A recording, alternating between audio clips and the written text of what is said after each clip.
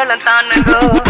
ஆறு கடல் சேரும் அந்த இடத்தில் அவங்க இதை பாட்டு விட்ட உழுவ மீன் விட்டதையா பஞ்சாயத்து தலைவரான சுறா மீன் தானுங்கோ பஞ்சாயத்து தலைவரான சுறா மீன் தானுங்கோ அவர் சொன்னபடி 20 கோடி நிச்சயதார்த்த தானுங்கோ கல்யாணம் நடந்து வந்து பாருங்கோ